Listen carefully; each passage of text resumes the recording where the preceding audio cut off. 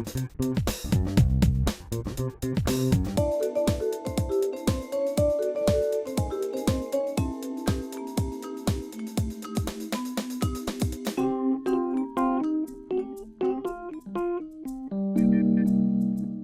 voudrais tout d'abord remercier Jérôme Robart pour ce nouveau geste en faveur de notre village. Merci à Jérôme, sans oublier Margot à la flûte traversière, Monsieur Georges Renard qui nous a mis gracieusement cette propriété à disposition, les communes voisines de La Roche-en-Brenil, Saint-Cel et Rouvray pour leur prêt de matériel, la communauté de communes et l'office de tourisme de Saulieu, nos partenaires. Nous nous sommes efforcés d'être à la hauteur des contraintes qui nous ont bien légitimement été imposées. Bien sûr, ce n'est pas sans votre concours que nous parviendrons à relever ce défi qui consiste à vous offrir cet instant de culture et de poésie dans un contexte aussi sécurisé que possible. Nous allons débuter la soirée par deux lectures successives par Baptiste Caruana.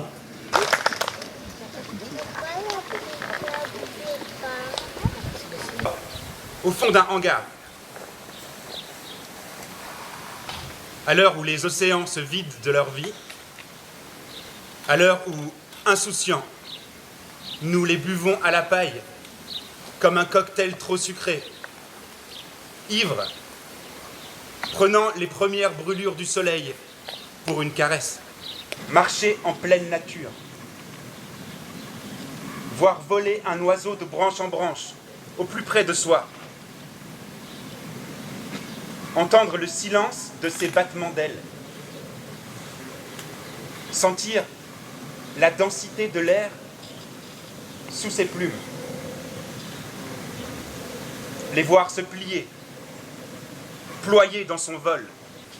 N'est-il pas temps de considérer que tous les animaux ont une âme ?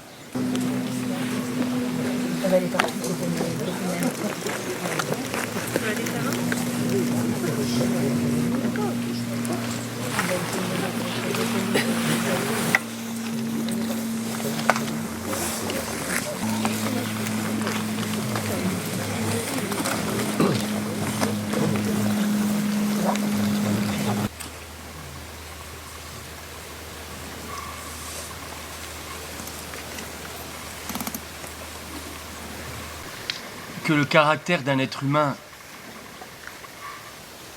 dévoile des qualités vraiment exceptionnelles,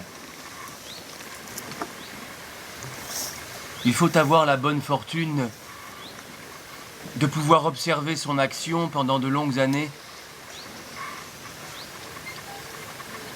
Si cette action est dépouillée de tout égoïsme,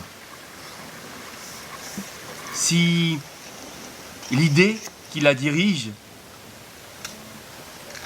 est d'une générosité sans exemple,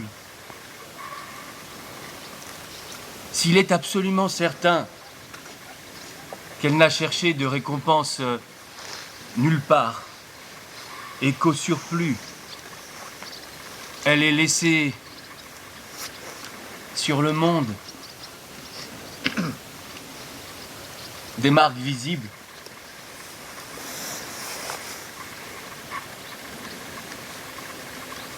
on est alors sans risque d'erreur devant un caractère inoubliable que des lavandes sauvages. Je traversais ce pays dans sa plus grande largeur et après 3 jours de marche, je me trouvais dans une désolation sans exemple. Je campais à côté d'un squelette de village.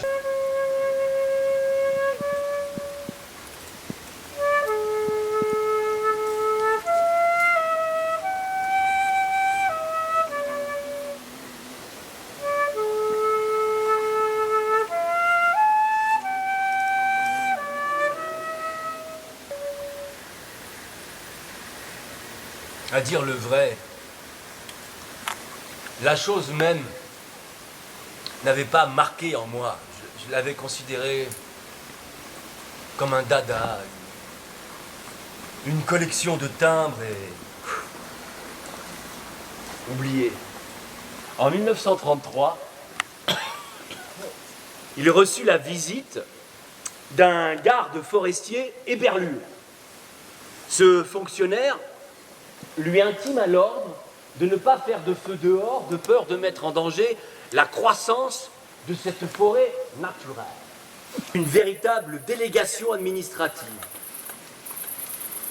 qui venait examiner la croissance de cette forêt naturelle.